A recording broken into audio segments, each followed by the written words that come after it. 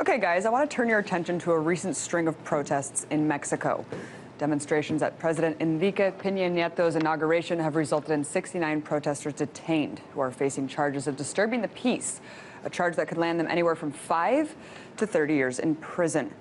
Now, videos of the protests show violent demonstrations with people throwing Molotov cocktails, rocks, and even burning down a bus station. There have also been rumors of a number of fatalities at the hands of Mexican riot police who have been using rubber bullets and directly aiming flash grenades at protesters who are demonstrating against biased media coverage of the general elections, as well as the return of President Peña Nieto's Institutional Revolutionary Party, or PRI, that has oppressively controlled Mexico for almost 70 years before it was ousted in 2000. So to talk to me more about what's going on, and joining me from Mexico City is investigative journalist Andrew Kennis. Andrew, thank you so much for coming on. Good. Glad to be here. Glad to be here. Thanks. So, Andrew, let's first talk about the mood in Mexico City right now. Have the protests ended? Why don't you set the scene for our audience? Yeah, there's definitely more protests being organized almost on a daily basis here in Mexico City. And as far as the mood's concerned, it's one of tension, insecurity, and uncertainty. A lot of folks are bracing for what the return of a party that ruled Mexico for 71 years will exactly mean, especially when the first day of its return included a fatality, 3 very serious injuries, and well over 100 people arrested during what was some pretty raucous resistance. Now, the problem, though, with the arrests and actually also with the injuries as well, is that apparently none of them occurred with the folks that were actually involved with the property destruction. That one of the anarchist groups that claimed responsibility for the resistance, which was really trying to penetrate a perimeter fence that was about 3 miles away from the same place that Peña Nieto was getting sworn in, which was the Mexican Congress here in Mexico City. So they were trying to penetrate this perimeter fence, and they came out with a statement saying that none of our comrades, none of our people are in jail. We're in solidarity with the people that are in jail. And then the reports came out as well from a variety of human groups saying that actually a lot of these folks that were in jail were just literally picked up off the street, or were demonstrators who were not involved in the property destruction. There were YouTube videos that were uploaded that showed a guy just eating near a taco stand who got literally picked up amongst the fray. It was really madness. Another guy in a suit that got picked up, and like I said, a lot of peaceful demonstrators. So not only was there excessive force that resulted in the injuries of in serious critical condition of 3 people, including two of which may have lost vision in one of their eyes, and a third who had head injuries where even his brain might have been exposed. Really gruesome photos there. And again, as well as at least a death that's been confirmed by movement organizers, if not by officials themselves. So again, a lot of excessive force and not exactly successfully targeted, if it even was trying to be targeted at the folks involved in the property destruction itself. It looks like the main cause of much of these injuries and the possible death was the fact that the police were aiming their tear gas canisters not in the air but directly at the protesters. This has been confirmed by a variety of sources and was one of the leading causes of the injuries here. And again, that's what's causing the uncertainty, the tension, and even the fear across Mexico. Definitely a lot of condemnation coming from international human rights groups. It sounds like there's a lot of aggressive force from the riot police. Thank you for explaining all that and confirming some of these rumors. Andrew, are these latest protests in Mexico a part of the Yo Soy 132 movement that was also equated with the so-called Mexican Spring, or is it just branched off into kind of just a whole swell of other movements and people there?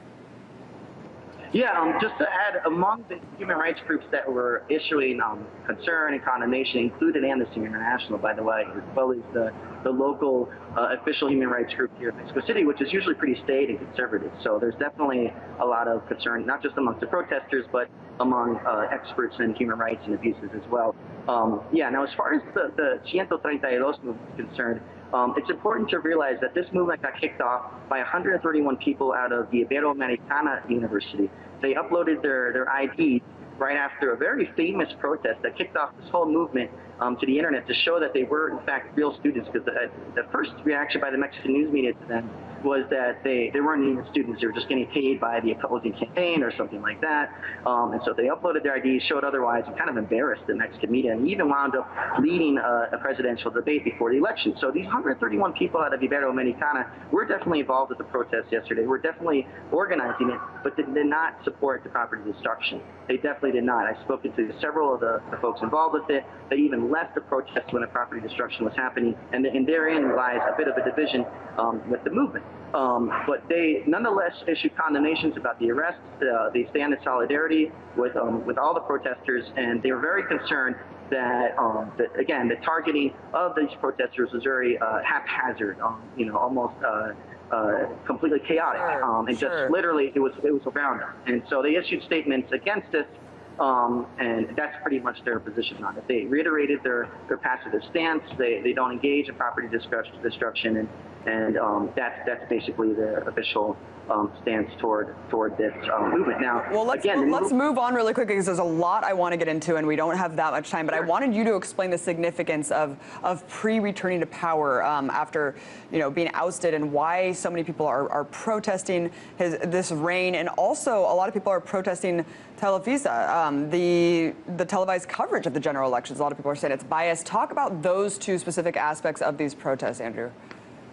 Well, during the same time that this movement really surged and started this past May, flowing right into just this last Saturday, and even on a daily basis for these protests that are being organized, there was reports that were surfacing that confirmed suspicions by the movement that they've really had for a long time. Reports that surfaced in The Guardian showing official documents and papers with direct links between the Peña Nieto campaign and Televisa, arranging spots, arranging favorable treatment. There was even a WikiLeaks revelation at one point that showed that the U.S.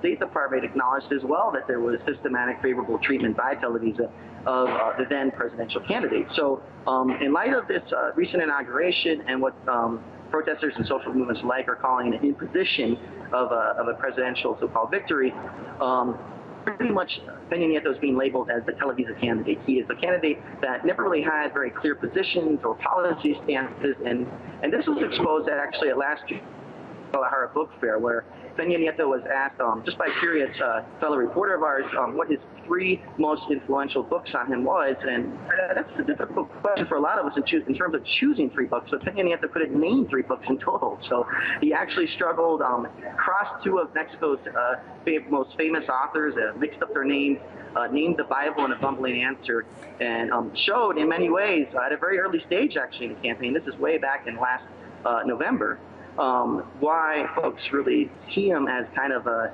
fabricated media product and not necessarily a qualified presidential candidate. One of the guys that he got his name mixed up with was Carlos Fuentes. He called him Enrique Fuentes, and Carlos Fuentes came out with a very telling quote. He said, "Look, Peña Nieto has every right not to read my books, and it's very clear that he has it, but he has no right to be an unqualified president." And that is, again, one of the leading concerns, in addition to the repression and the violence that really harkens back to the 71-year reign of the PRI that folks have about Peña Nieto.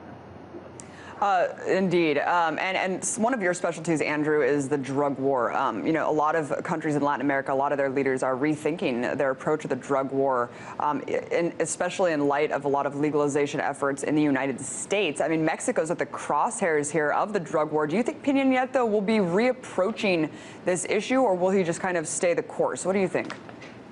Well, the first, very interestingly enough, especially for folks like us who follow the drug war very closely, very interestingly enough, the first proclamation that Peña Nieto made after he, won the election was that he would not make any significant changes to the security policy. So right away, we knew that there was not going to be any closer moves to decriminalization in Mexico, more than the limited kind of things that we've seen. So basically, there wasn't really, big changes expected. But in talking to, other fellow journalists and folks who've been covering this for a very long time, the feeling is that if anything's going to change, it's going to be an increase, the kind of favorable treatment that we saw from the PAN towards one cartel in particular, the Sinaloa cartel, perhaps kind of expanding that to more cartels. This was kind of like the general approach that the PRI often had to the cartels, kind of having corrupt arrangements, sort of under the table deals, the kind of shared territory, so to speak. So that might in fact happen. I mean, what we do know is that the PAN, according to Mexico's leading security experts and analysts, and like I said, journalists alike, has had a very favorable and long-standing arrangement with the Sinaloa cartel. This was actually documented by a National Public Radio analysis that found that the least leading high-level arrests out of any of the leading cartels was indeed with the Sinaloa cartel. And this is the biggest cartel in Mexico. This is the biggest cartel arguably in the world. And so what started surfacing really was the idea, the theory kind of, that there was favorable treatment being given out to the Sinaloa cartel in order to kind of calm the drug war. When there's more than one cartel competing for power, there's more violence, there's more destruction, and it's sort of a white flag arrangement. This was done, and there was even links, and this was exposed by my co-author Jason McGahan and I in several different publications, including the leading investigator here in Mexico, that there were links between the Fast and Furious program and the Sinaloa cartel, with systematic kind of instances of Fast and Furious weapons winding up directly in the hands of the Sinaloa cartel. Different than the media narrative of the Fast and Furious weapons being lost, when in fact, as confirmed actually also by whistleblowers and sworn testimony in Congress, that these weapons were really winding up directly in the hands of the Sinaloa cartel. So between the U.S. and Mexico, it's unclear whether this favorable treatment will be continued or extended, but it is a very damaging evidence and kind of proof against the governmental lines that there is a drug war being fought, and that in fact there's probably something very different going on. Indeed, yes, the media narrative is quite different from the truth on the ground. Thank you so much for coming on, breaking it down, and explaining a little bit about what's happening right there from Mexico City investigative journalist Andrew Kennis. My pleasure. Thanks again, Andy.